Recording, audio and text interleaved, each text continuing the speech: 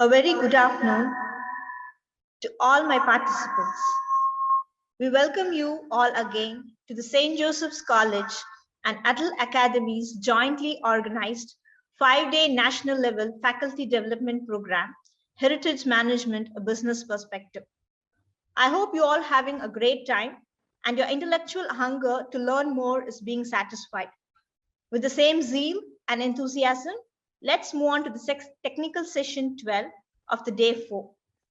Now, with great pleasure, I would like to welcome and introduce the resource person of this technical session, Reverend Dr. Emmanuel Arakim, Head Department of Counseling Psychology, St. Joseph's College, Trichy, who throws light on life skills. We welcome you, sir.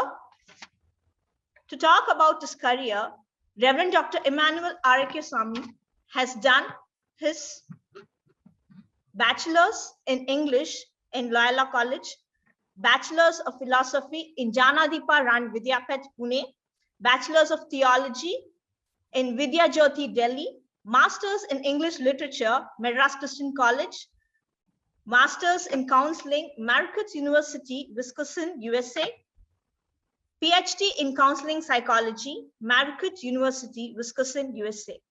His professional experience talks about he served as a lecturer and counselor at Loyola Institute of Business Administration, Chennai, from 2007 to 2015.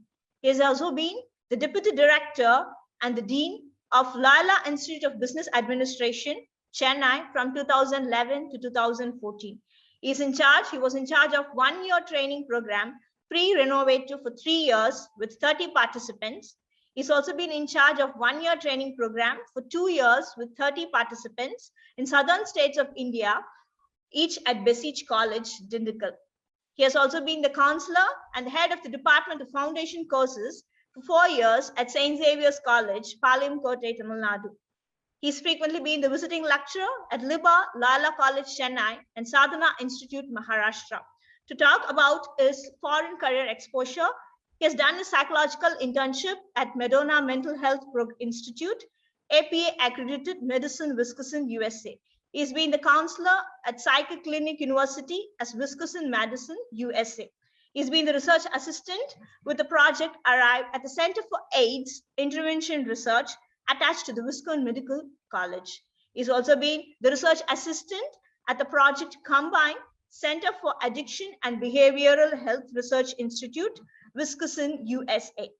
He has been a clinical patron at various universities in Wisconsin, USA.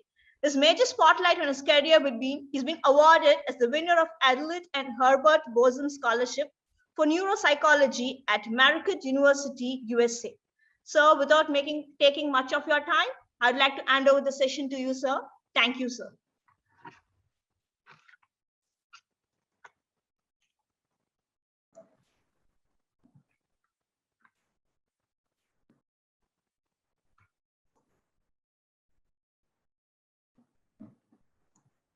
Yeah, I have to take it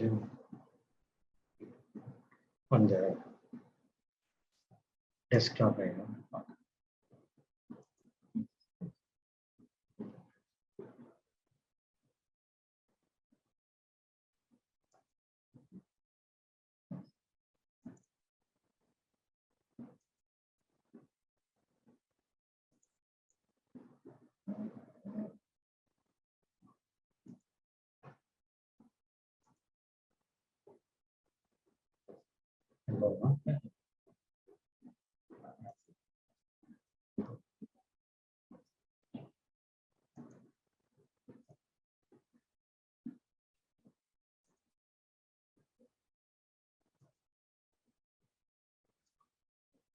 Thank you, ma'am, for introducing me.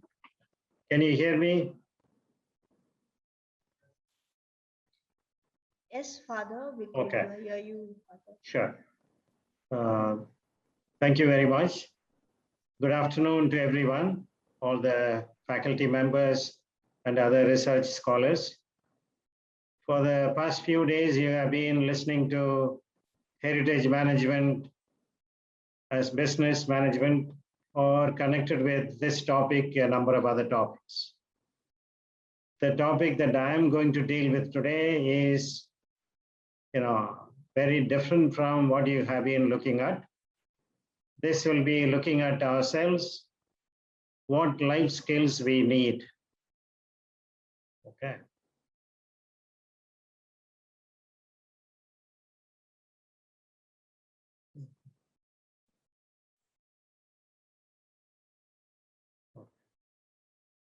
When I was teaching in Liba, one student who was attending the evening program came and told me, when I asked him, what are you doing?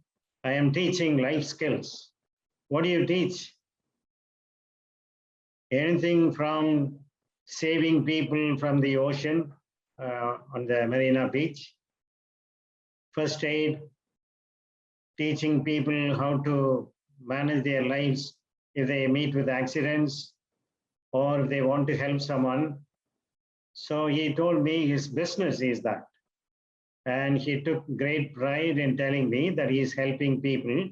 And he also goes to schools and colleges to teach them life skills. But how many of us are going to teach first aid or how to save someone who is drowning or how to climb a mountain or any other skills to save lives? Saving life is true, is a good life skill, but it may not happen every day. But we need to look at other life skills which are very important.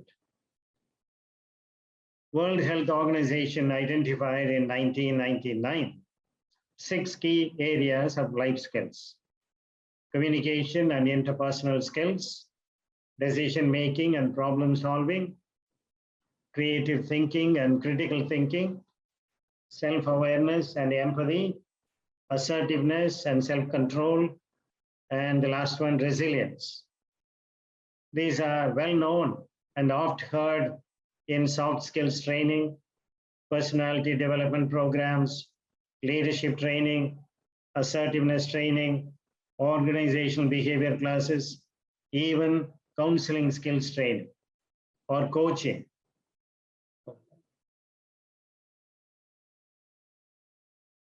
But when we look at our own life skills that we require, there is no definitive list of life skills. Depends on your context, the roles you play, your needs, all kinds of needs. You might have read or you might have listened to Abraham Maslow's needs, like physiological needs, safety, security needs, love and belonging needs, esteem needs, cognitive needs, and also aesthetic needs, and the highest self-actualization. So these life skills depend also on our culture, our stage of life that we are in. Young people, children will need different life skills than adults. Youngsters will require different life skills. You as teachers, faculty members, you will need different life skills. Life skills during a personal and family crisis. In a VUCA environment, you know what is VUCA? Okay, vulnerability, uncertainty, complexity, and ambiguity environment. When there is no VUCA environment all the time, not only when there is a financial crisis, when businesses are suffering, it's not only at that time. Collectively, we may have VUCA environment. In the family, you may have a different VUCA environment. Personally, if there is a personal crisis, if there is some illness, if there is some problem, that particularly will be VUCA for you. During the Corona pandemic now, we have many crises. If you listen to some people who have been affected by Corona, COVID-19, they will tell you how it is difficult even to breathe. to find a hospital bed, to get the oxygen cylinder. So life skill for a corona patient is, to breathe properly, to get the, blood oxygen level high. So life skills when normal is not normal. So all that you learned as a life skill may not be useful or relevant at a particular time. So when we talk about life skills, we talk about various areas. Physiological, we require health. That is, maintaining good health is a wonderful life skill. High immunity. Currently, earlier before Corona, we were not worried about this immunity at all. We took life for granted. Breathing was even not even in our awareness. But now we want certain skills which are life skills. Many have died in the world and even in India. Even today in Kerala, there are many people who are affected by Corona. There is fear, anxiety, depression, all sorts of problems. So physiologically, currently during the Corona pandemic, we want always our high blood oxygen level. There are people who go about having oximeter, in their pockets or in their bag. Essential life skills, psychologically, mental health is one of the important life skills in life. We need to be mentally sane. We also need another skill called resilience. We need to manage our emotions, mainly during this time, fear, worry, depression, loneliness, hopelessness, etc. Then another important skill, not only being mentally sane or mentally not having any disorder, but also finding joy and satisfaction in life. I want to ask you to reflect, because most of them are faculty members. Do you remember any teacher in your life, in any school or college or for your research, who was genuine, warm, he had a good personality, humorous, encouraging, good command of subject, understanding, supportive, patient, empathetic, friendly. He had positive vocabulary, not negative. He was lively, enthusiastic, soft-spoken, gentle, polite, caring, good listener, considerate, and spoke your language. He communicated very well so that anybody will understand what he was trying to say in the class. If you remember any teacher, you may associate that particular teacher with one or a few factors that are mentioned here. Was there anyone who had all these? Then you will never remember. You will be filled with a sense of gratitude if someone had all these wonderful personality traits or qualities. Can you remember a teacher who was perfectionistic, meticulous about small little rules, regulations? He was always criticizing you. He was finding fault with you. He was impatient. He was never tolerant, formidable, frightening personality, or frightening with maybe he was threatening to punish you. Boring.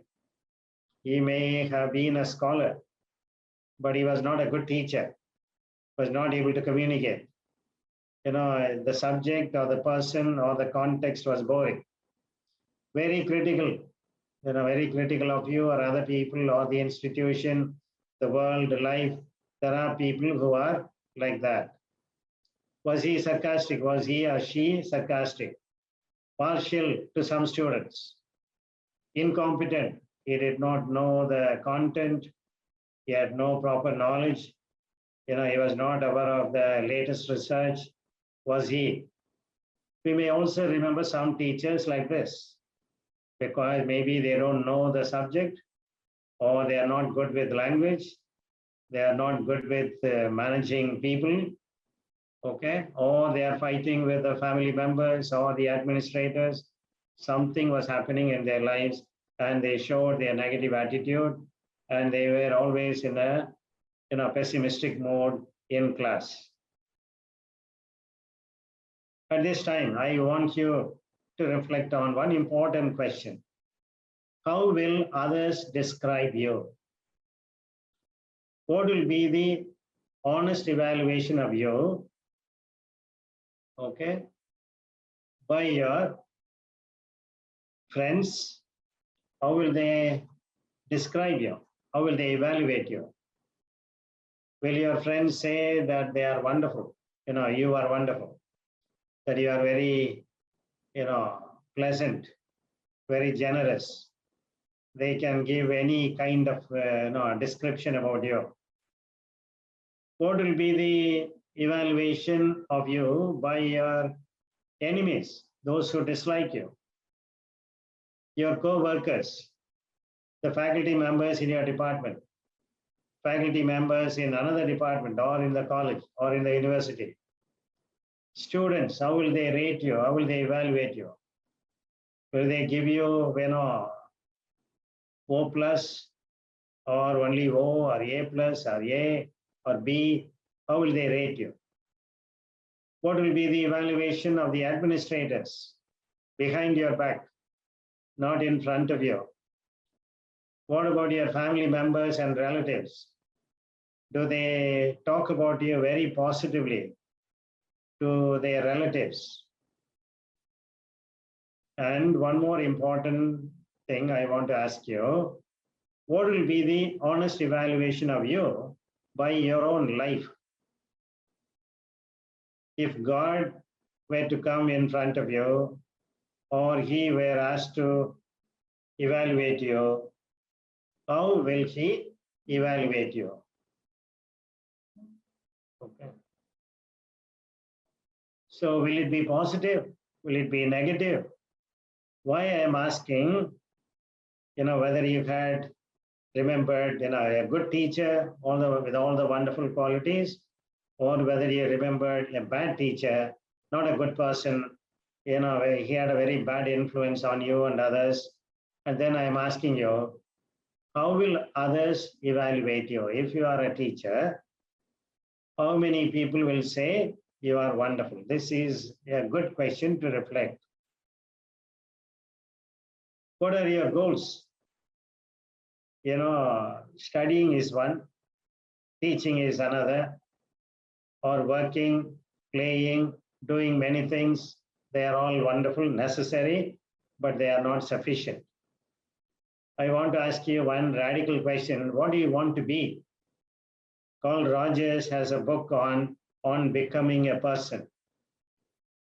According to his theory, humanistic theory, we have not become fully what we should be, what we ought to be.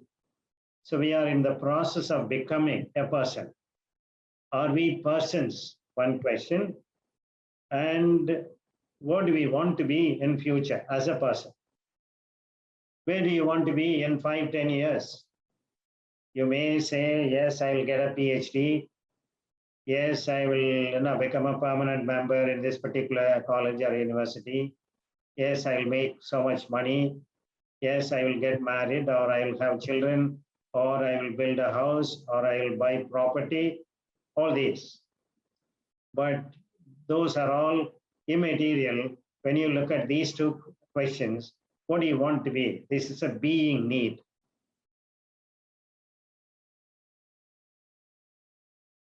There is a book called Purpose Driven Life. I am not going to talk about it, but I have used that particular phrase as the title. If you have a strong purpose in life, you don't have to be pushed. Your passion will drive you there. Von Bennett. Okay. What is your purpose in life? What is purpose? Purpose, is if it is within you, if it motivates you, if it guides you every day, that purpose is an excellent purpose that should be larger than your life. I will explain to you what is larger than life. Becoming a professor is not a purpose in life. Becoming a doctor, becoming a priest, becoming even the chief minister is not a purpose in life. It should be larger than life. It should be descriptive. It is not a position. After becoming a doctor, what are you going to do? That will explain your purpose. So even if God gives you, or you happen to live, let us say, 200 years, will your purpose guide you for 200 years? All these years, every day and every moment in your life that you make a decision. So a purpose is built on values, not any value. In a family, husband and wife may fight. The in-laws may fight. Each member may claim that person has a good set of values. But we may also have contradictory values, not only between me and another person, but even within me, there may be contradictory values. For example, in Africa, punctuality in certain countries in Africa, punctuality is not important. The students may even come late by 1 hour. If you ask them, tell me why you are late, my uncle came on the way, so I was talking to him. In that particular culture, talking to uncle or any relative is also showing respect, building a relationship. He cannot afford to come away on time to class. But in certain other countries like US or Europe, punctuality is very important. 8 o'clock means 8 o'clock. It is not 8:1 or 8:2. So values are different. So even though we have many values, some values may be fighting with other values. My values will be, in conflict with another person's values, even though we both may be good friends. But at the same time, we must discern what values are important to me right now, in my life, in this stage of life, and I need to build. I also need to build good values for my future. So a purpose must be always other-oriented. If you say that you are studying to be honored with a title doctor, if you say I am studying, I am doing this research because I'll make money, that is a value. But if you are other-oriented, it is a better value. So purpose-driven life is one of the important life skills that we want to develop. What is your meaning in life? How do you find? Dictionary meaning, I can always go to the dictionary and find out what is the meaning for the word meaning. Vocabulary.com will say meaning is what a word or action or concept is all about. Its purpose, significance, or decision. Viktor Frankl, who was arrested and put in a concentration camp, during the Second World War by Hitler and his men, he was there for many years in the concentration camp. His wife, other relatives, other friends, they all died in the camp. He survived. He was already a psychoanalyst and he was arrested. He started writing a book, but he had to burn it or even swallow it when the SS officers came and searched him. He lost everything. They forced all the people in the camp to be naked, to do hard work. The SS officers experimented with these people. And more than 60 lakhs of people died within 6 years. In spite of this, he wrote a book called Man's Search for Meaning. He went to the US later, and then he gave talks to different groups of people, and people were inspired because he was so credible. And even though he had suffered, he had lost everything, he wrote this book, Man's Search for Meaning. And he said, we have to search and find meaning. And how did he describe that we could find meaning or search for meaning? Being responsible. Take ownership of whatever you do, whatever you are. And he also suggested through love and work, we can also find meaning in life. But there are other people who say, yes, searching and finding meaning is good, important. But sometimes, we may do good things, but we may not find meaning. So they are suggesting we have to think of meaning making. Okay. So meaning in life makes you flourish in life.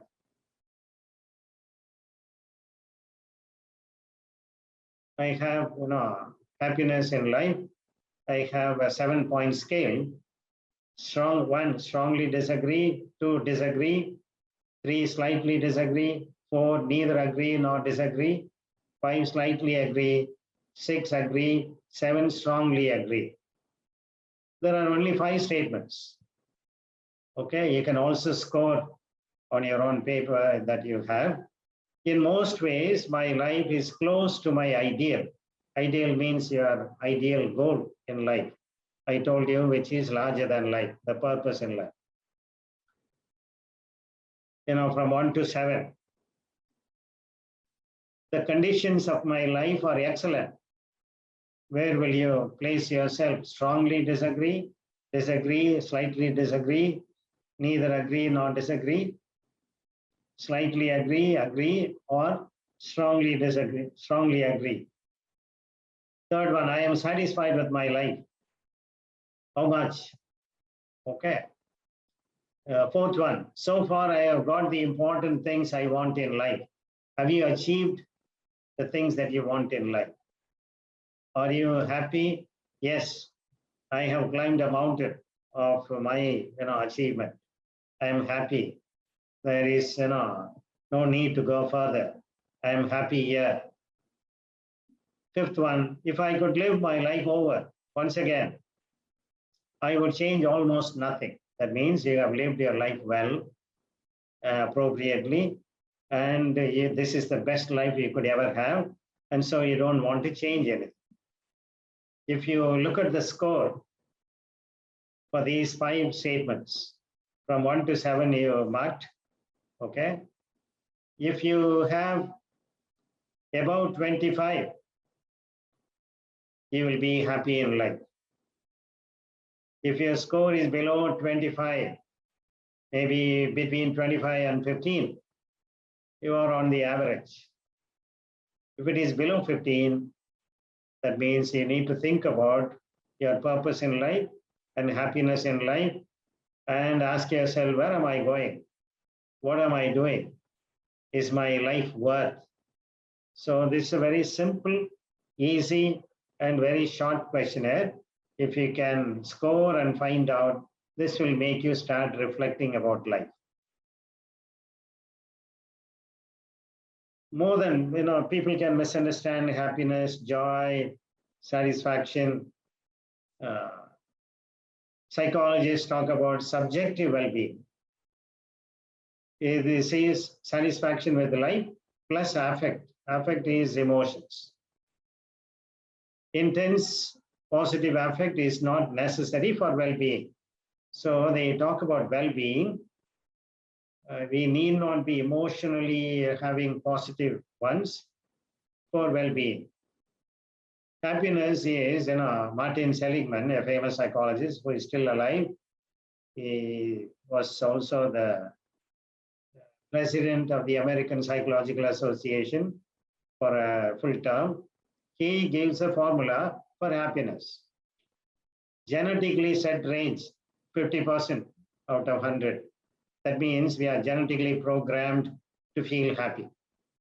Some people from childhood, they feel depressed. Some people always get angry. Some people get irritable. Some people have no emotion. Okay. They feel dull. There is no excitement. So they go about doing their work, but there is nothing exciting, no happiness, and so on. Then after genetically set range for being happy, that is 50%, we have to add circumstances because they are different all the time. Every now and then, okay, our circumstances change. We cannot control so much about our circumstances. Like Corona, we can protect ourselves. More than that, we don't know. I was doing counseling with some people. I could have been easily exposed to COVID-19 because some of them came in a desperate mood because they were depressed or suicidal, or they were fighting with somebody. At the same time, I could have been easily affected because I protected myself. Probably I'm safe, but I have no control over the circumstance or situation outside. Plus, I have to add one more important thing. Factors under voluntary control, that is in our control. I can decide to control, or I can decide not to control. If I allow things to control me, then I will not be happy. So this formula is not perfect, but at the same time, there is one hope. We can augment the last one, factors under voluntary control, that is 40%. If we can do that, along with what we have in the genetically set range and what we can manage in circumstances, we will be more than average and we'll be happy. Things that may help for optimism, for help for subjective well-being, that is optimism. Optimism is the opposite of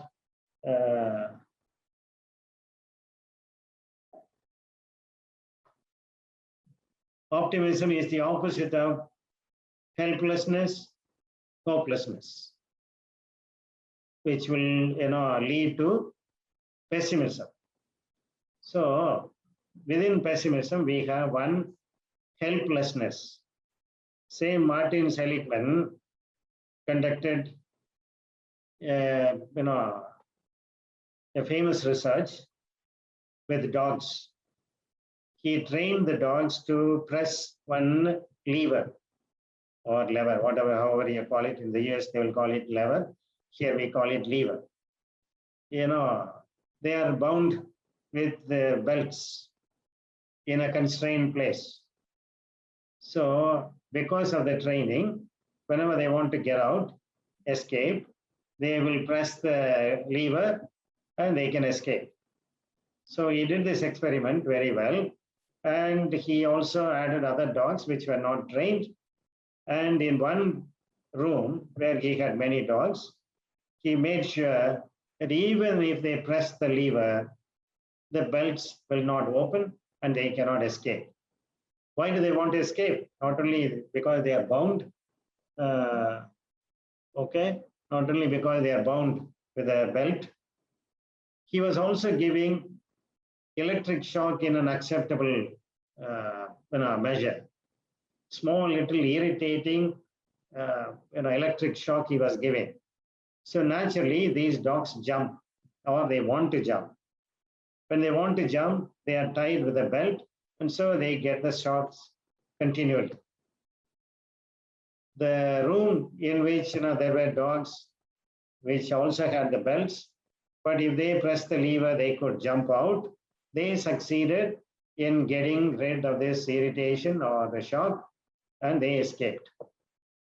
But in the other room, where he had the dogs tied, but at the same time he made sure that they could not escape, they suffered for a long time. He was observing these dogs, and he put all these dogs together, the dogs that escaped and the dogs that could not escape. And in the other room, he made sure that any dog that pressed the lever can escape. But unfortunately, because of their training, the dogs that tried and tried but could not escape did not even try to press the lever this time. The dogs that experienced escape and freedom, they tried and they escaped. They were happy. But these dogs, which had learned that they cannot control the circumstance or the external things, they remained passive, even though if they had pressed the lever again and again, they also could have escaped. These dogs saw the other dogs escaping, but these did not try. And after some time, these dogs that could not escape, even though electric shock was continually given, they started sleeping in the same place because they did not feel that they will have some instrumental help to escape. The lever doesn't work. I cannot do anything further. If I keep on pressing the lever, I only lose energy. So let me stay, let me suffer. This is my fate. This is God's will. So I cannot escape and nothing else could be done. They started sleeping. So Martin Seligman was surprised to see this because he did not intend to learn this new idea. He learned it all of a sudden, okay, because he saw something different from what he had expected. And he named this concept as learned helplessness. We learn this helplessness and then we begin to accept, I cannot escape. Even though some people try to be happy, when they don't succeed in the beginning, they give up, they will say, no, I cannot. I tried to study that subject, no, I cannot pass in that subject. So they give up, helplessness. After this, he continued with his experiments and then he came up with a theory saying there is another worse thing than helplessness, learned helplessness. That is learned hopelessness. Most of the people who commit suicide are hopeless. Most of the people who give up have no energy, no motivation. There is no joy in life. They are all hopeless people. They have been filled with hopelessness. Nothing can motivate them.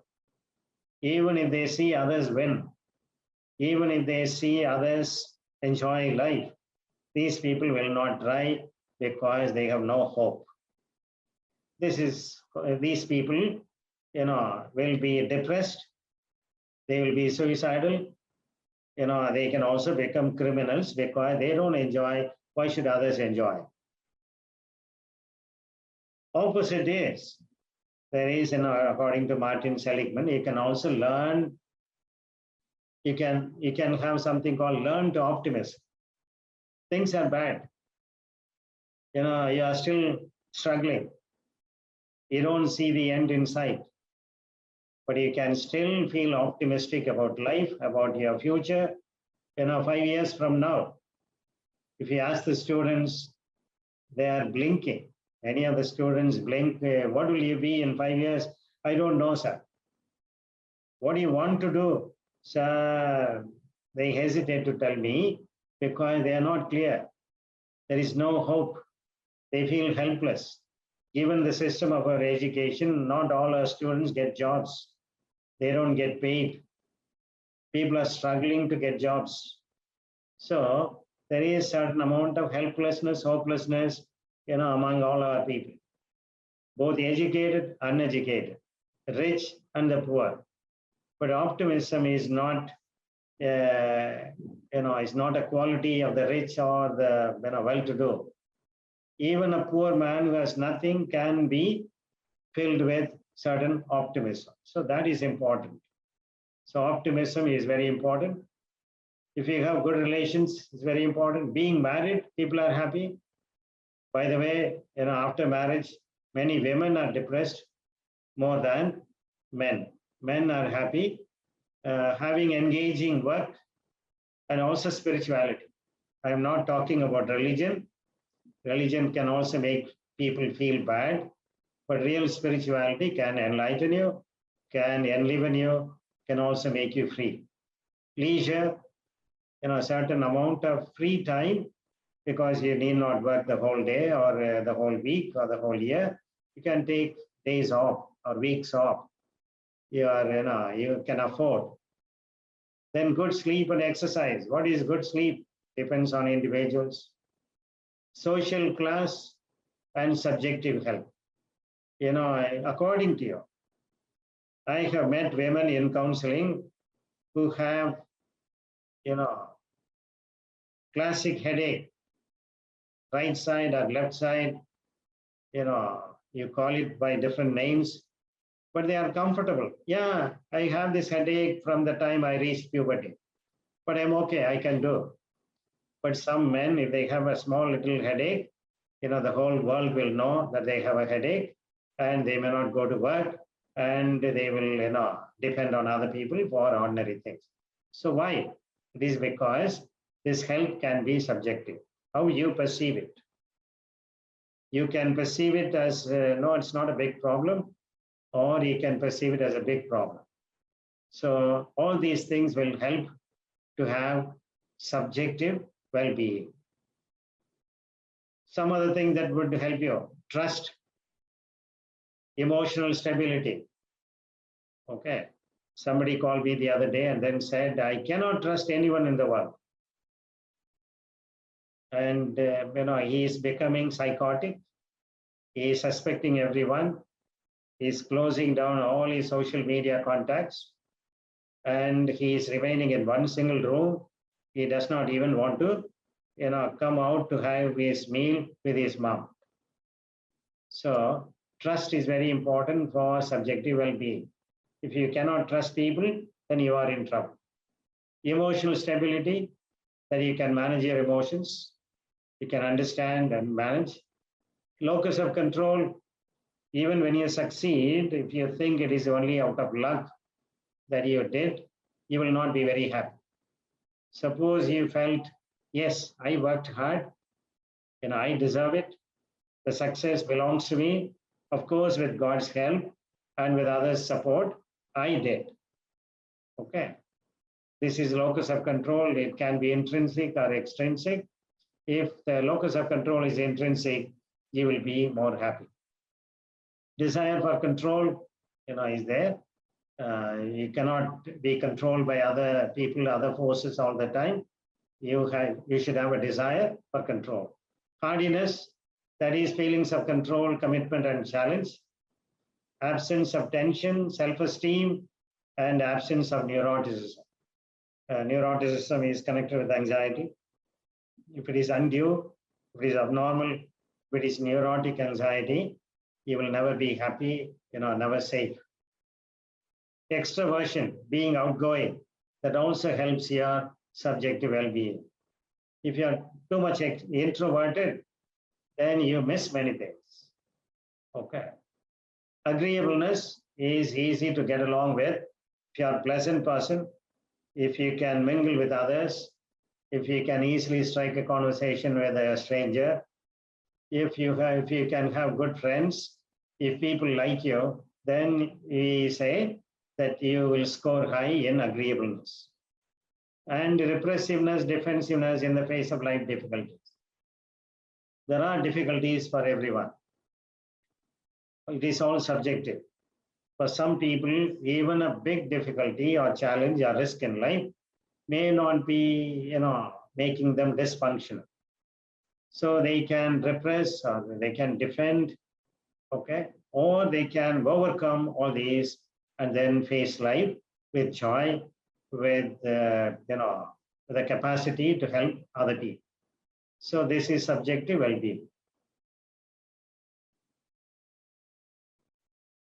More than subjective well-being, there is another concept called eudaimonia. What is eudaimonia? Carl Rogers and the humanists, especially Abraham Maslow, believed that we have inner drive, we have a need to become self-actualized.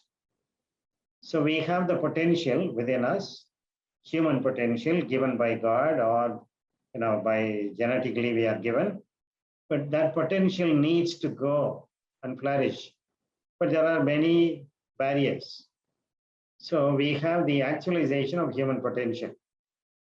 Frequent experience of flow states will increase, they defined this way. Eudaimonia refers to many frequent experiences of flow states. What is a flow?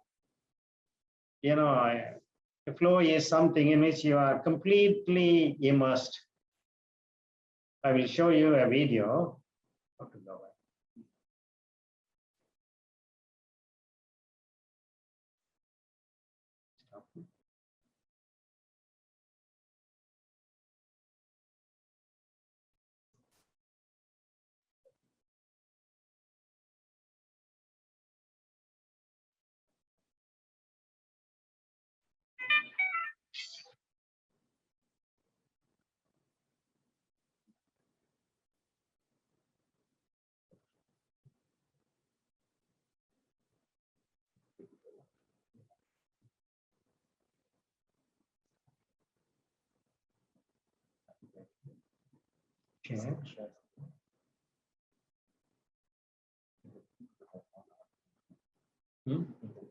Oh, okay.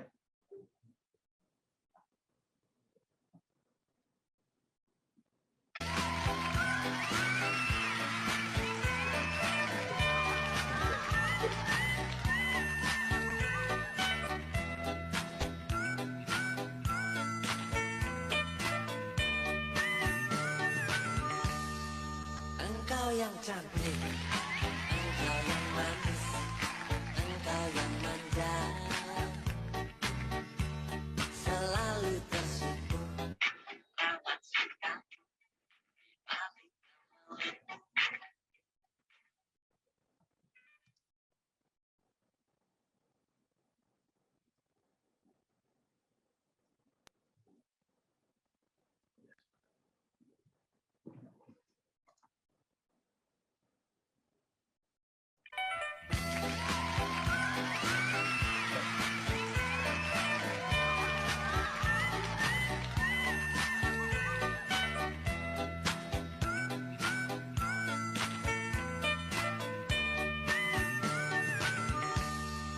Engkau yang cantik, engkau yang manis, engkau yang manja, selalu tersipu, rawan sikapmu di balik kemelutmu,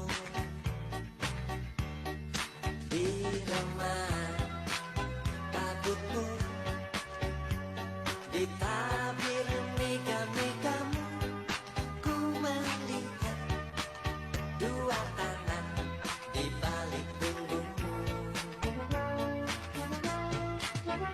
madu di tangan kananmu, racun di tangan kirimu. Aku tak tahu mana yang akan kau berikan padaku. Aku tak tahu mana yang akan kau berikan padaku.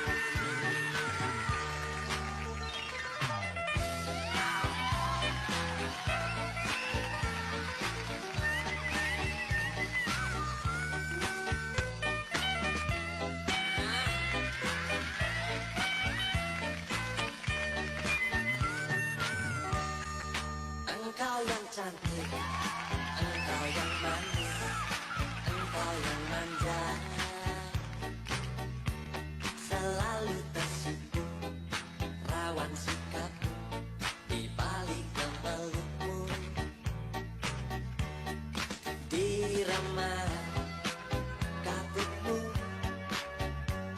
di tabir mega-megamu, ku melihat dua tangan di balik punggungmu, madu di tangan kananmu, racun di tangan kirimu. Aku tak tahu mana yang akan kau berikan padaku.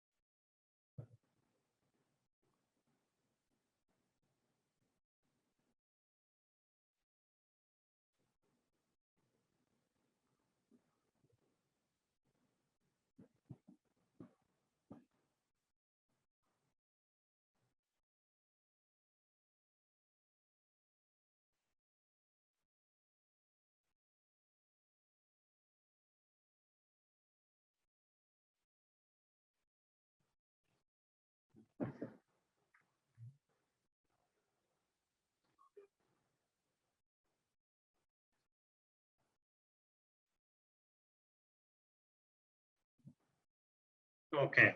Can you hear me now?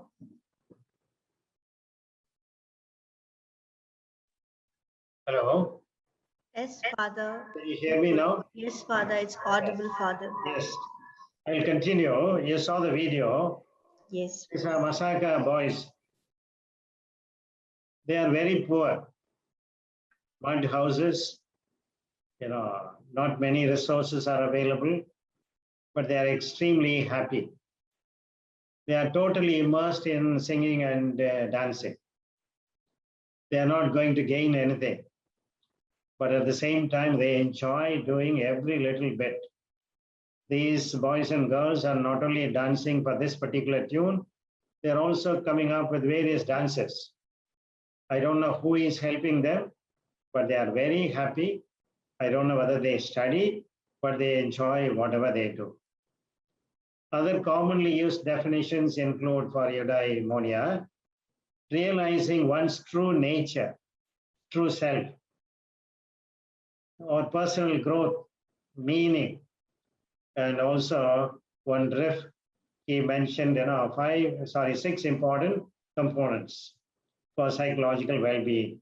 That is self-acceptance, autonomy, environmental mastery, positive relations, purpose in life, and personal growth. So Riff mentioned, if you want to have, real, if you want to be happy, if you want to be having well-being, you should have this 6. Self-accept. If you don't accept yourself, your position, your condition, your age, then you will not be happy.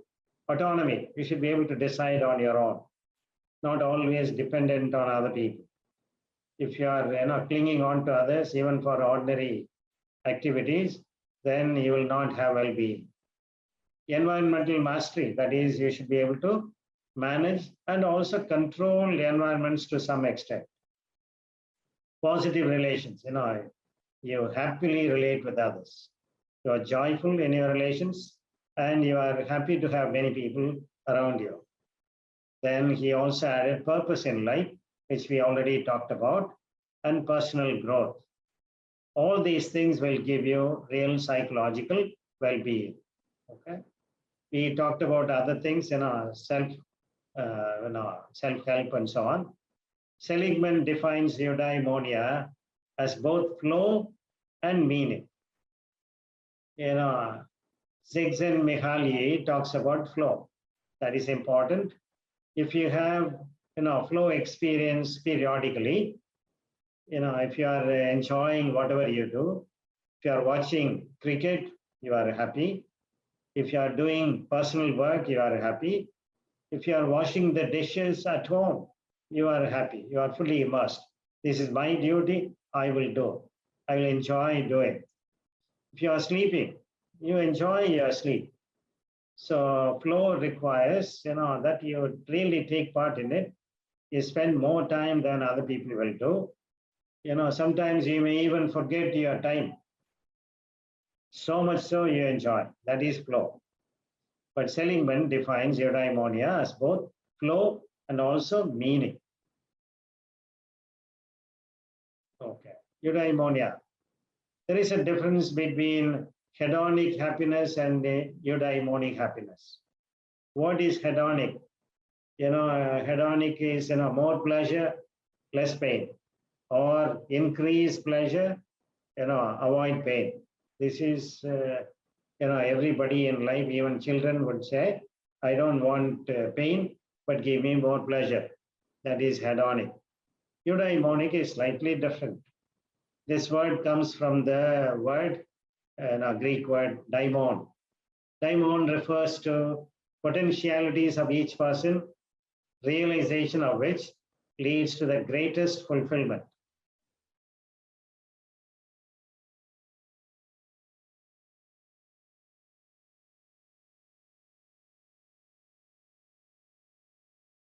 Yeah. In other words, we have a lot of potential. If these potentials are realized in action, then we will be happy. Okay. Also, this actualizing tendency is beyond basic needs. I briefly mentioned Abraham Maslow's basic hierarchy of needs. They are physiological, safety, security. You have love and belonging. Then also esteem needs, both self-esteem and respect from other people. Beyond that, we have cognitive needs, aesthetic needs, and self-actualization. According to eudaimonia, the actualizing tendency is a fundamental motivation towards growth. So Rogers, talked about it even many decades ago. He said, we have a drive, we have a need. If we allow it, it will automatically fulfill itself. But we are putting blocks.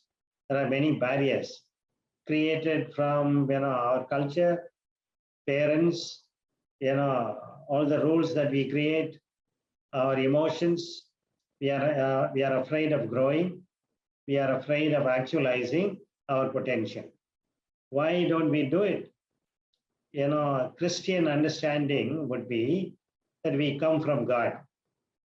So we have similarities, to some of the important things with God. Because we are children of God, we should be happy. Then people will ask, why are you not happy then? Oh, there are many blocks. My parents, my siblings, my internal jealousy, my envy, my fear, my problems that I developed on my own, all these are blocks. So there is one subjective well-being that in my point of view, in my perspective, whether I am well-being, whether I have well-being or not. And another one is important also. All these are not unimportant. We talk about satisfaction with life. How happy are you? According to Erik Erikson, if you are satisfied from the very beginning of your life, as a child, you are a happy child. As a small little boy or a girl, you are happy. Then you go to school, you are happy. You finish your school and go to college, you are happy. You find a job, you are happy. Get married, settle down, you are happy. And you have children and grandchildren and you want to retire, you will retire happily. But I must also tell you, many retired people are not happy, especially men. Women find something to do. If they clean the house, if they cook for the family, they look after the children and grandchildren, women somehow find meaning in their work. They think it is their responsibility to take care of the family. Even if the husband dies, women often survive and thrive. But men, they think, they have to do big things, difficult things in the beginning. Lifting a huge table, we generally call men. Because, we may think women will not be able to do hard work. It may be true because of physiological strength. But at the same time, once they realize they are getting old or they are reaching their retirement age, many men suffer lots of illnesses. Many men die very quickly because there is no meaning in life, no purpose in life. We ask them, sir, may I tell you what you are doing? Oh, I am doing nothing. Then they will describe, yes, I was a lecturer in this college. I was the principal in this college. Yes, I did it when? Some years ago. So they don't have anything to be proud of now. That is one of the main reasons why men die earlier than women. In the US, they did a study with nuns in a religious congregation, Catholic nuns. Even before they joined, when they were 18 years old, 19 years old, they wrote letters about their future. They decided to be happy as nuns. They followed them after 35 years and after 54 years and later 85 and 94. Many of these nuns were still happy, even though they had physical difficulties. But other people who were not nuns, who had no idea about their future. They tried a number of things, but they died soon. Even 11% were alive in the other group, and most of them were not very happy. Okay. A medical group has asked permission from a congregation of nuns whether they would donate their brains after they die. Because in that congregation, many people live beyond 100. I have met in that particular congregation and also elsewhere, quite a few people who are above 100 years old. I met one nun, one sister, when she was 104. She was working till 100. When she was 104, she did not want to be idle. And she started pushing other people's wheelchairs. Other younger people who were on the wheelchairs, she pushed those wheelchairs. She used to tell me, yes, I worked hard and I worked hard till 100. They forced me to retire. I did not want to retire. The same thing could happen to men too, but we give up easily. And so satisfaction with life for men is less than for women because they find meaning, women find meaning and purpose in doing small little things. Men cannot do big things, difficult things forever. The time will tell you your bones are not strong. Your body will suffer if you lift something heavy. So we give up like the dog that gave up. So we may learn helplessness and we may learn hopelessness and give up. So subjective well-being is good, important. Satisfaction with life is important, good. And psychological well-being is also very, very important. I have already told you, these 6 components, RIPS components. What life skills are essential to you in particular? Most of you are faculty members, I learned. Some of you may be research scholars. You are in the academic field. You have studied. You have quite a few things, as part of your credentials. What life skills do you need? Different life skills at different times of your life. So that we must accept. If I go to a new place, I may require another skill which I have not learned. If I am going to, let's say, to exercise in the swimming pool, I need to learn another new life skill. I need to swim, be safe. Maybe, have a safety belt, something. Or maybe, somebody should watch me swimming because I don't know, I have not learned. Competencies you need in all the roles you play. By the way, you may be a lecturer or you may be a research scholar. You may be the husband or the wife in a family. You may be the father or mother of your children. You may be the son or daughter of your own parents. You may be a friend or enemy to some people. You can be anything. You may also have other roles that you play. One of the roles, is a lecturer's job. That is the role you play. To be effective as a lecturer, what life skills do you need to succeed, to be happy, to get involved, with all your heart and soul? Do you have enough knowledge, skills, attitude to be an efficient teacher? You also need to be effective and efficient. Effectiveness, when you are teaching chemistry, you should teach chemistry. That is effectiveness. Efficiency, if you are struggling for words, for the content, the formula, you don't know how to get it, then you don't have that particular skill. So you should have all these 3. Then how enthusiastic are you in this particular job, lecturer? Is there joy in being a lecturer? Are there rewards for being a lecturer? Suppose you are given new opportunities to choose with the same salary. You can be a security personnel with the same salary. You can be a policeman with the same salary. You can be an IT manager in a company with the same salary. Let us say you can be also idle at home with the same salary. Will you choose to be a lecturer? That is important.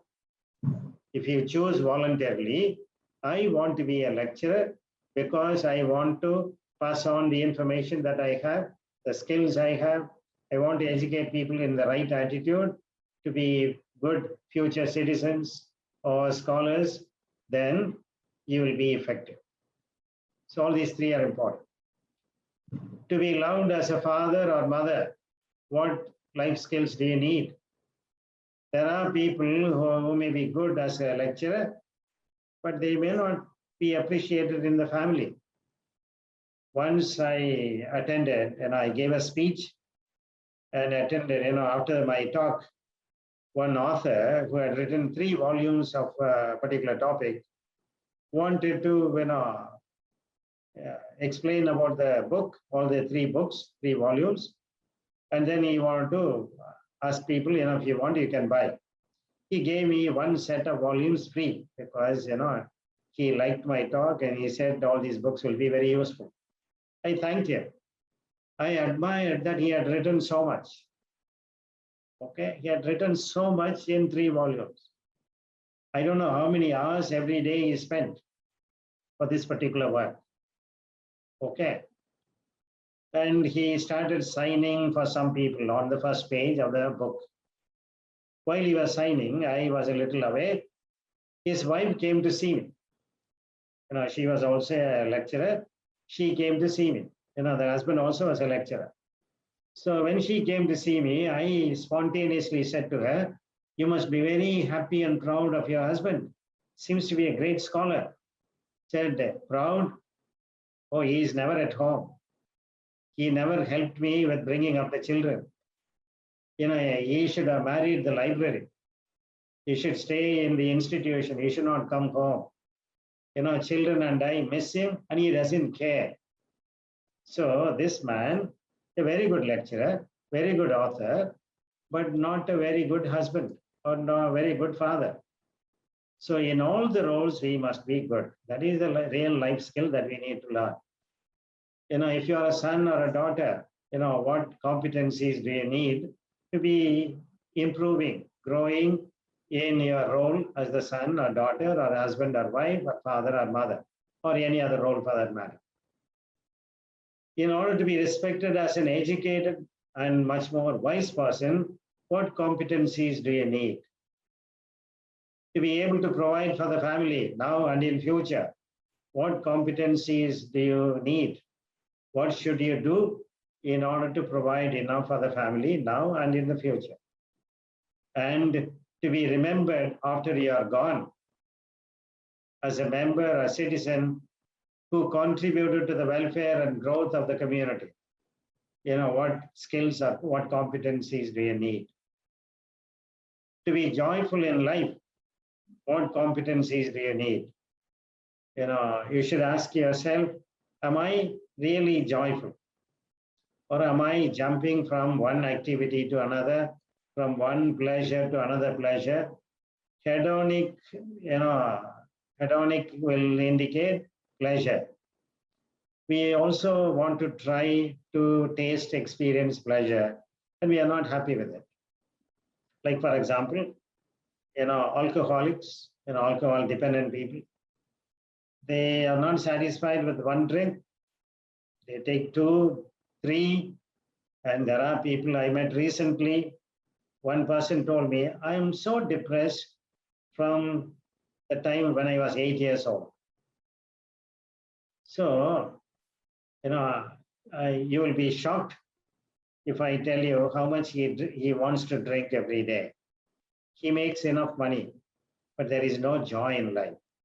He says, I cannot trust anyone. I don't want anyone. Even if I find a new relationship, I always hesitate to proceed further. So I keep to myself, I drink.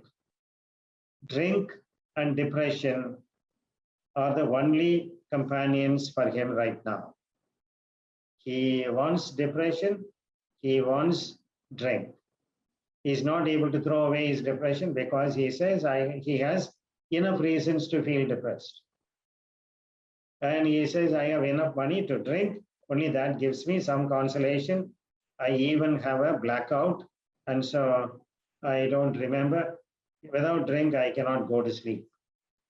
So this man has to develop many, many skills, life skills, to be joyful, to accept life, and to be very functional. Then to be motivated to grow as a person towards self-actualization. This is a very difficult call. This very difficult to move towards self-actualization. Often we forget our needs. This particular need, self-actualization needs, because we are stuck in something or other. Today I must do something.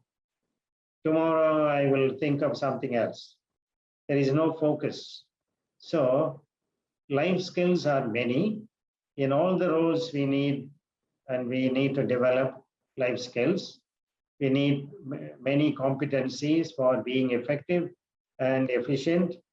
To enjoy eudaimonia, we need many skills. To have satisfaction in life, we have subjective well-being. Even for that, we need many, many skills. So if you go through this list, I have added some roles, and you can also add other roles according to your lifestyle. How many roles do you have? Are you able to enjoy every role that you play? Or do people, I asked one slide, asked you, how people will evaluate you. How will life evaluate you? Will life condemn you as a person who has not lived fully? Many people don't live full life. Okay. What approach should you take? Bio, psycho, socio, spiritual approach. All these are interconnected, integrated. So you cannot ignore your body. In counseling seminars, I ask women, how many people do exercise for feeling good? No. I often think about it. I feel, there is a sense of regret that I am not doing. Only when the doctor tells me that cholesterol is in the border, maybe sugar is rising, then we think of doing some exercise, walking or any other exercise. We eat. We don't know whether we eat correctly, what is needed, what is appropriate for our growth and age. I don't know. Do we do exercise? Do we do breathing exercise? One of my advisors used to tell me, breathing is the only thing we do 24 hours a day. And he would say, that is the only thing people don't do well. A yoga master in Chennai used to say the same. We need to learn to breathe properly. This will be useful anytime, not only when we are affected by corona. Breathing is important. He gave an example. Certain animals live much longer than human beings. Okay. Why? Because they know how to breathe. So biological needs, food, water, air, okay, all the bodily comforts and so on. We need to understand why my body requires, why do I overdo certain things, why do I spoil my physical health by eating or doing something. The next one, connected with the biology, psychology. So psychological approach. My thoughts, my feelings, my beliefs, okay, my expectations, my rules, my attitude, my attribution style, my self-concept, my values, my self-esteem, all these and many more will come under this particular umbrella called psychology. I may have achieved quite a lot, but if my belief is that I have not achieved enough, I'm going to be unhappy. Okay, depends on the mind. John Milton, in one of his epics, Paradise Lost, he will say, mind is its own place, can make a heaven of hell and a hell of heaven. So you can change your thinking in your mind. Okay.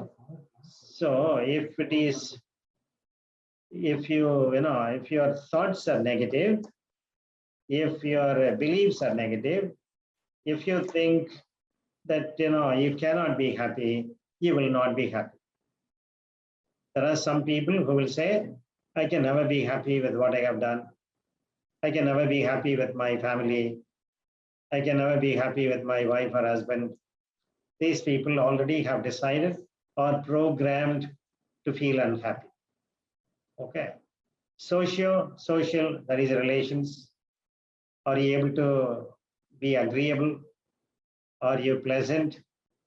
Are you pleasant with people so that they like you? Do you find meaning in having relations? Or do you confine yourself to your own group? Only limited friendship? Also, one more important aspect is spiritual. Many people lose meaning in life. I already mentioned, how to find purpose and meaning. Spirituality is dealing with purpose in life, meaning in life, and joy in life. I told you quite a few people in the world commit suicide. If we don't have all this approach, people may do things thinking that will help them, but many people suffer. This particular approach is an integrated growth approach. It is for total well-being. It is not only that you gain cognitive intelligence, you get degrees, you acquire knowledge, you go and teach. That is not enough. Decades ago, psychologists found out that many people who are doing well in their studies or jobs are not happy in life. They suffer. One person, a cardiologist, he observed the patients who come to his clinic. He studied nearly 3,000 people. Some people were restless or restive. They wanted to go away immediately from the clinic. Their pulse rate went up.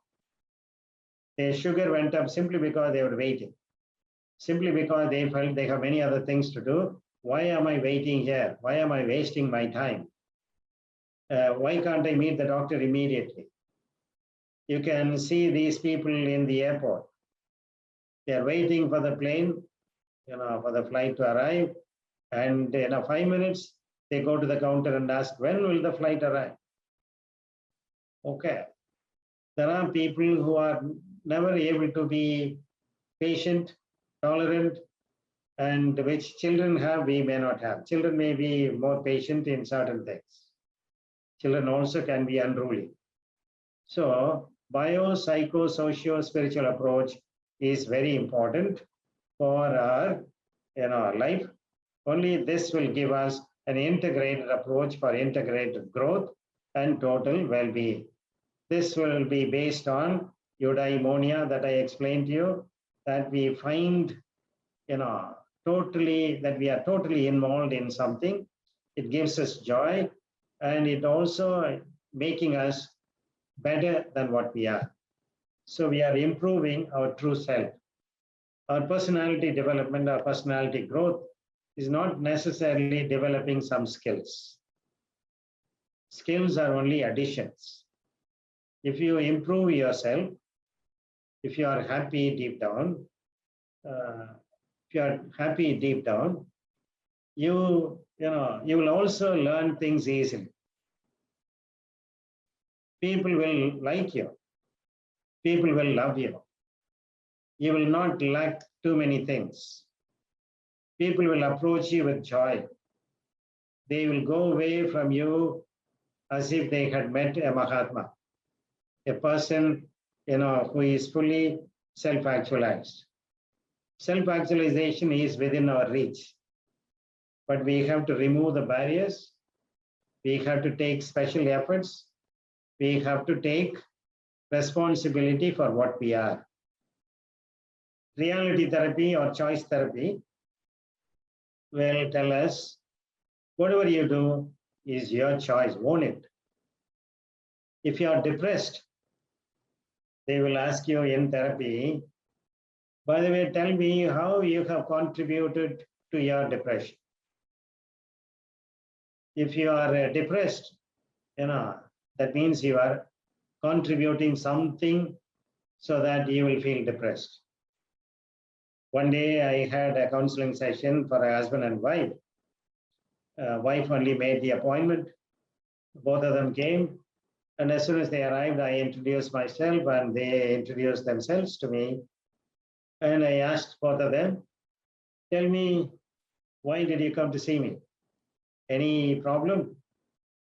And the wife explained to me, we have problems between us, he's getting angry, he's shouting at me, he comes to beat me, and so on. And finally, she concluded, he is depressed, but he is not accepting it. Then I looked at the husband and asked him, what is the problem? Tell me. Your wife is explaining that you are depressed. What is the reason or what is the problem? He pointed his thumb towards the wife seated next to him and did not even say anything. I asked him, can you explain? Sir, I showed you my problem is this woman. The reason for my depression is this woman. She irritates me. She asks me too many questions. She wants me to get up and go for a walk. Sir, I'm an adult. I know what to do. Why does she prompt me to go for a walk? She asks me, come, we'll go for a walk. Oh, I can never go with her for a walk because she'll be talking. I don't know what to answer. So this man, felt depressed, but could not accept that he is contributing to his depression. He has not accepted his life. He has not accepted his limitations. Then when I further asked him, he told me the reason. He was abroad working somewhere. He had a big salary.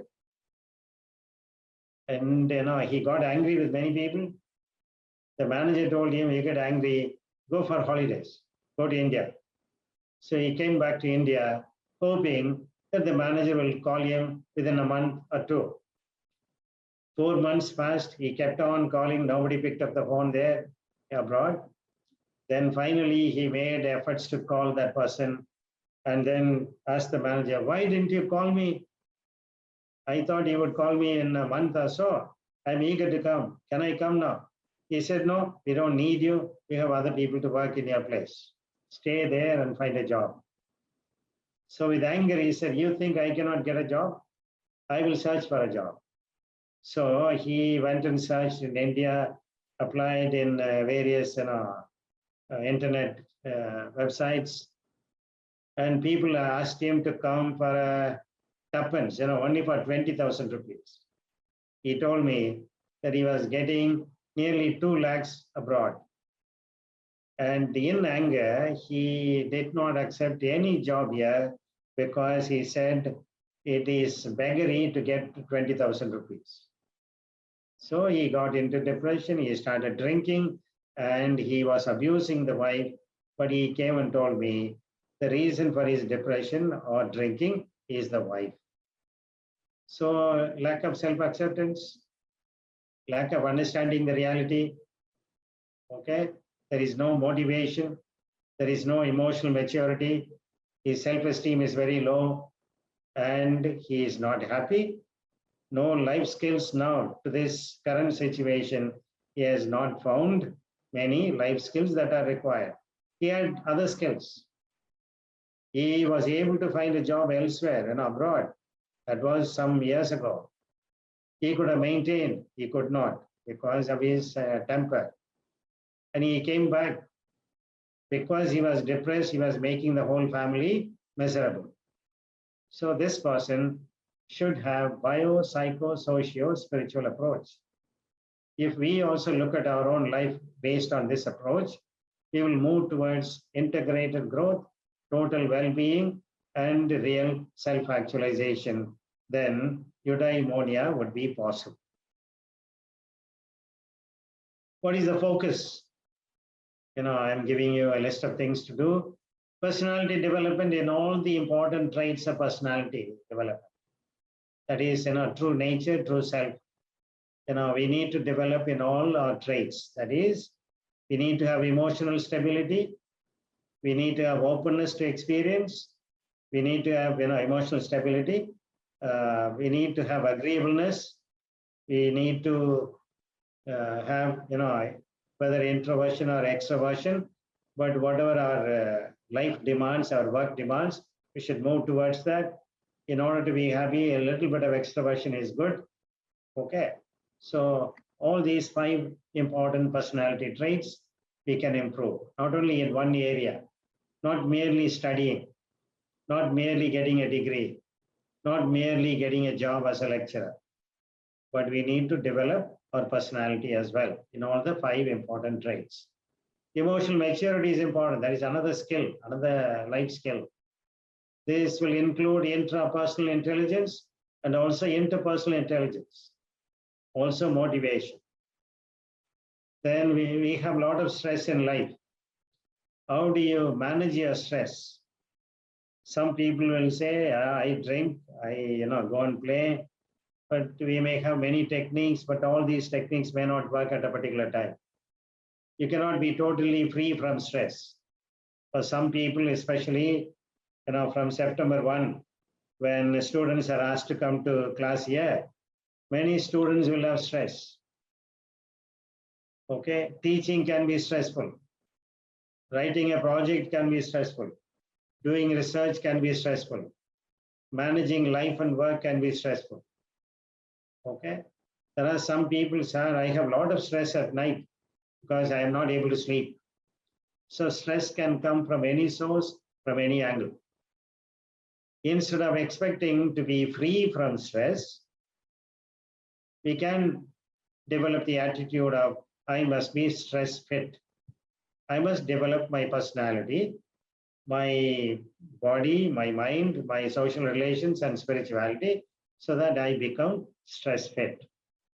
Currently, right now, during the Corona period, we need to be free from fear, anxiety, depression, existential angst, and guilt, etc. Positive psychology, instead of looking at the negative things, even though counseling for many decades, we were looking at the negative things, post-problem treatment or post-disorder treatment. Now we are looking at the future, the present. How can we be having positive psychology instead of negative psychology? So Martin Seligman and others came up with an acronym called PERMA. Positive emotion, that is, having positive feelings and working towards it. Ignoring negative feelings or dealing with the negative emotions. Engagement, we should find engagement and we should be happy about doing things. Relationships, positive relationships, and meaning and achievement. Okay, we need to find joy, rewards in small little things that we do. If you teach 2 classes today, that could be an achievement. You can take pride in saying, I taught 2 sections today or 2 classes. I have done some work, I have achieved. With this, you can move towards another achievement, another achievement. Within a day, you can have hundreds of achievements, but you can chunk it down to small little things. I am driving the motorcycle very well, safely. Safety for me, safety for others. That could be an achievement. I have not allowed myself to be addicted to anything unnecessarily. That could be an achievement. I am looking after my family. That could be an achievement. I finished writing a book. That could be an achievement. So PERMA is positive emotion, engagement, relationships, meaning, and achievement. Developed by Martin Seligman that account for what makes up the good life. An authentic and sustained happiness and well-being. Okay. Good life means authentic, that means genuine, and sustained happiness and well-being. No one element defines well-being. All these are important, but each contribute either subjectively or objectively. Okay. So we have been talking about life skills from the very beginning. Okay. Can I take another one?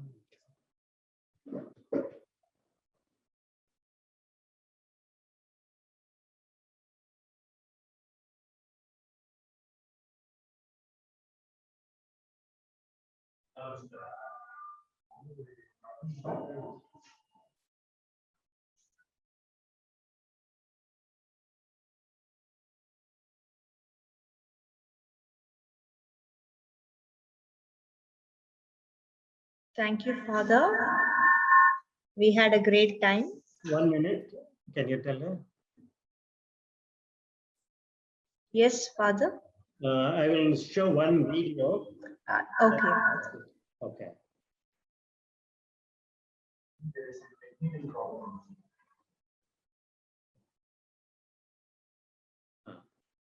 Yes.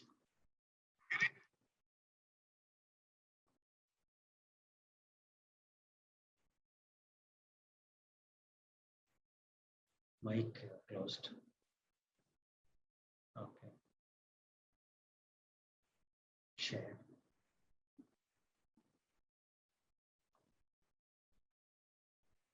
Good evening. Can you What see is your the name? video and My name hear? is Rob. Can you hear the sound? Rob, and where are you from, Rob? I am from Oklahoma. Yes, Father, we could hear the sound. And what do you do in Oklahoma? I am an illusionist. So this is how you make a living. This is how I make a living. And your family is supportive of this? They are now. When I was 20 years old, I dropped out of college to do this full time. And at that time, my family was very concerned that I made some really bad decisions. You know this is a life-changing moment for you. I've been preparing my entire life for this moment. That's how much this means to me. Well, this is your shot. The room is yours. Go ahead. Awesome. To get started, I need the help of a bunch of adults from the audience. If you want to come up and help me out, catch a Frisbee right now.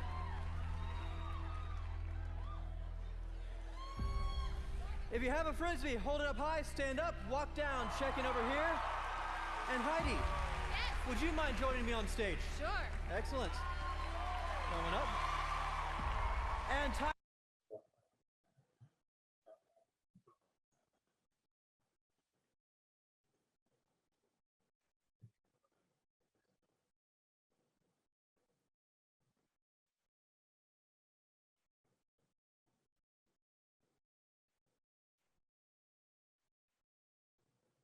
Good evening.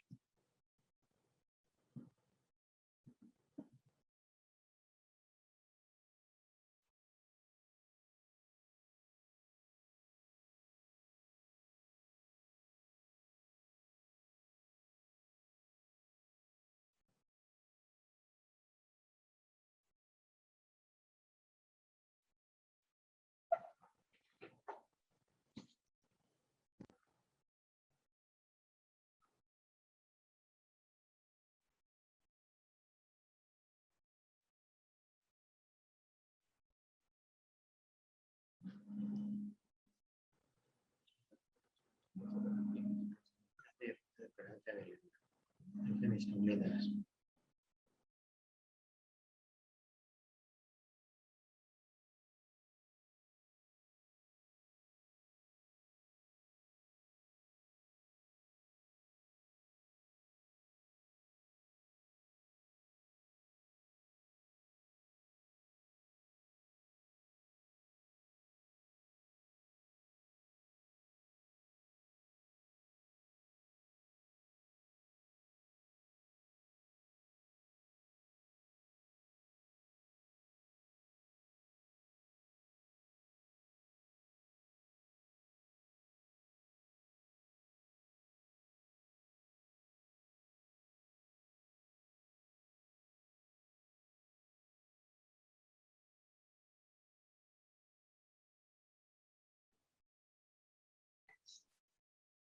name is Rob.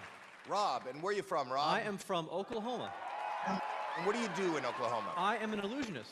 So this is how you make a living. This is how I make a living. And your family is supportive of this? They are now. When I was 20 years old, I dropped out of college to do this full time. And at that time, my family was very concerned that I made some really bad decisions.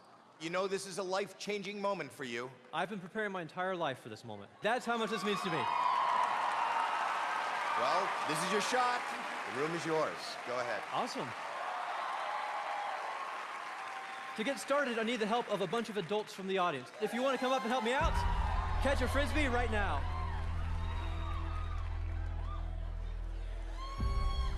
If you have a Frisbee, hold it up high, stand up, walk down, check in over here. And Heidi, Yes, would you mind joining me on stage? sure. Excellent. Coming up. And Tyra, would you mind coming out as well? Yes, Right this way, Heidi. Hi, lady. Nice to meet you. Nice to meet you. So I have challenged myself to create real magic. We have lots of eyewitnesses, people from all around the theater chosen at random, and we also have a live video camera. Everybody say hello. And to make this even more impossible, I'm going to leave the theater. I'm going to remove myself completely from the equation. But first, I'm going to take a selfie with Simon. Got it. Don't worry, I'll tag you. You see, I want to leave the theater. This way, no one could think I'm trying to fool the people on stage, make it even more impossible. So for all of you on stage, you have to listen carefully for my instructions so the magic might work.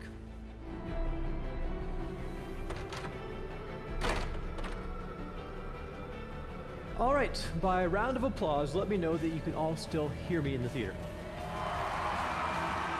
Very good. Right now, we are going to give all of the volunteers on stage a tour of the stage. You will notice in the middle of the stage we have a platform. Feel free to bang on the platform and check it out as you walk by. Good, good. Heidi and Tyra, I'd like you to please go on top of the platform, and when you get to the top, please do not move, stay where you are. Oh my God. Oh my God. We need another person in the back. It will be your job to watch from behind. And I need one more person below the platform, watching and witnessing this as it happens from below. Now, my assistants are going to bring out a curtain. Heidi and Tyra, go ahead and hold onto the curtain, and do not let go. Now remember, we have people watching this from all possible angles in every direction. The circumstances are physically impossible for an illusion. On the count of 3, 1, 2, 3. Drop the curtain! Oh! Oh!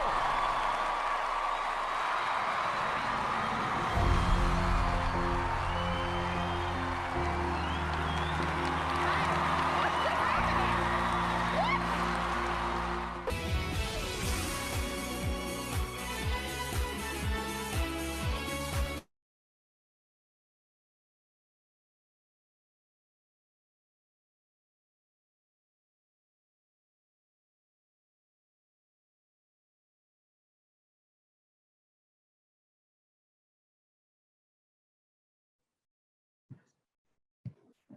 Okay. You looked at the video of Rob Blake. He is from Oklahoma. He is an illusionist. He left the college in order to become a magician. He calls himself illusionist. You know, with what joy he did this magic, you know, an illusion.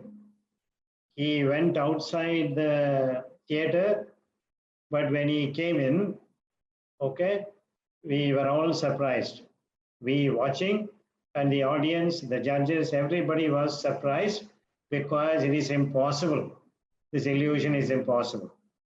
Similarly, our life skill of being happy, you know, having satisfaction, eudaimonic happiness, all these may look like something impossible. But as he did, okay, as he managed to learn and then present and then be praised by other people, We can also do life skills are within our reach, and we need to take responsibility for what we are. And if we can own all that we do, all that we are, we can improve, we can move towards self-actualization. Positive psychology will be in our pocket. Okay. I can take some questions, if you have time. Okay. Over to, yes. Yes, Father. It's already been question being posted by Shalini Ashwati.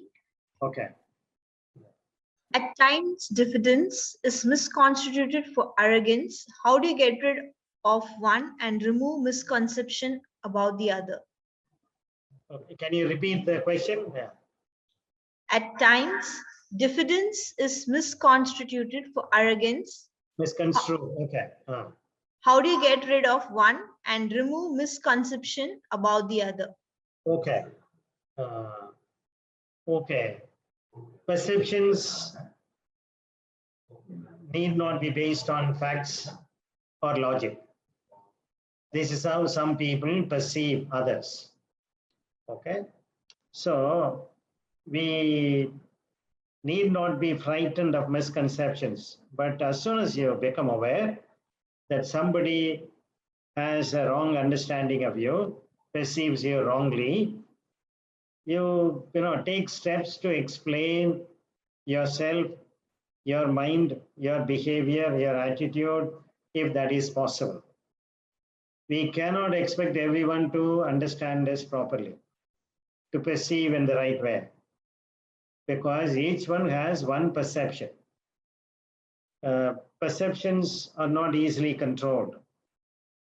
This is like 6 blind people going to see an elephant. An elephant is too huge for all these 6 people. And whatever they touched, they thought that was the elephant. One touched the leg of the elephant and then he thought elephant is like a pillar. Another blind man touched the tail and he believed that the elephant is like a rope. Another one touched the ear of the elephant and then he believed elephant is like a fan. Another blind person touched the stomach and he believed, yes, elephant is like a wall. So whatever they touched, only that much they could perceive with their sense of touch. They are limited in their perception. Even highly educated people are limited in their perception, so they have immense potential for misunderstanding people. So only thing to help is good, proper communication. You can explain to people, this is what you are. You can also tell them what you believe, and you can also share with them your intention. If people understand your intention, you can avoid misunderstanding to a large extent. Some people may have bias or prejudice, or some people may have their own beliefs. They may not even know that it is bias or prejudice, and their intention may be to hurt you. So understand the situation, increase your self-awareness, and use a proactive method to avoid this misunderstanding, because perceptions can be wrong. You can see the belt of a bag, then you can believe that it is a snake. If you believe or if you perceive it as a snake, you will run or you will try to kill the snake even though it is not a snake. So self-awareness, efforts to communicate properly, communicate your feelings, communicate your intentions, you can avoid misunderstanding of people. If you are diffident and if they think it is arrogance, as you had mentioned, explain to them. Explain to them how nervous you are, how diffident you are, and if they understand from your point of view empathetically, then you can easily avoid negative criticism, and they will not say that you are arrogant, but they will be able to empathize with you and see how you are suffering. Okay. Any other?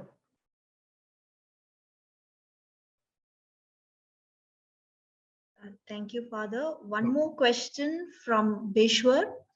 You mentioned about bio, psycho, spiritual. My question is that why spiritual is not considered first instead of considering biological and psychological first? We start with only what we see. Spirituality is abstract. It is not merely the rituals or going to the temple or a church. That is not spirituality. They are aids to spirituality. They help you to increase your or improve in your spirituality. What we see, what is basic? Physiological needs are basic. If you ignore those, you get into problems. If those needs are not fulfilled, then you have a serious problem. Okay? If those, are they hearing? Okay. So we start with something simple.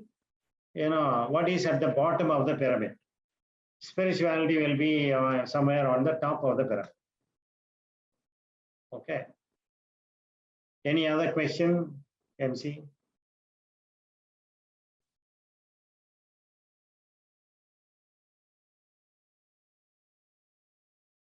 Hello? Yes, Father. Thank you for answering our queries, Father. And dear participants, you're welcomed. You can post your queries in the chat box. Queries are welcomed.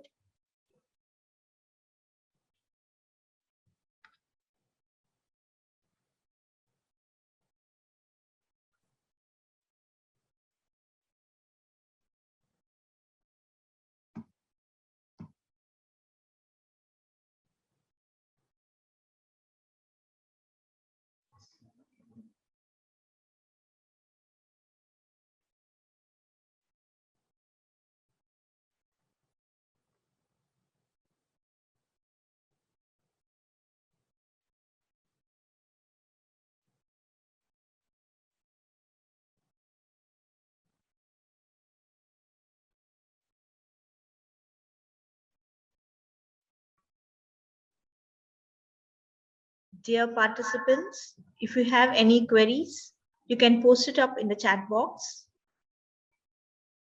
Once again, I repeat, dear participants, if you have any queries, you can post it up in the chat box.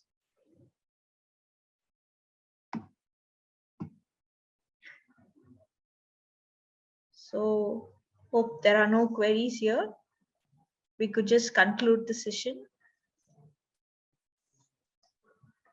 Thank you, Father, for spending your valuable time with us and explaining about so many things regarding life skills, key areas of life skills, how different people requires different kind of skills in their life, listing out the essential skills of life, and how each and every one should have each and every role should have every different skills. And apart from having the basic general goals, the purpose of life should be different. All that you explained. Thank you, Father. The meaning of life and how happiness you have to perceive in life. And you talked about the major the topic or eudaimonia, which we are not well aware of it, the self actualization that each and every human being wants. That we talked about. Thank you, Father. And how biologically, psychologically, and socially and spiritually we should be connected to have an integrated growth in our life. Thank you, Father, for sharing. Once again, I thank you, Father, for having with us and sharing a wonderful time with us. Thank you, Father. Thank you. Please, sir. Thank you. And dear participants, I'd like to thank every one of you for your contribution, support, and patient listening and interacting with us, which undoubtedly paid a successful completion for day 4.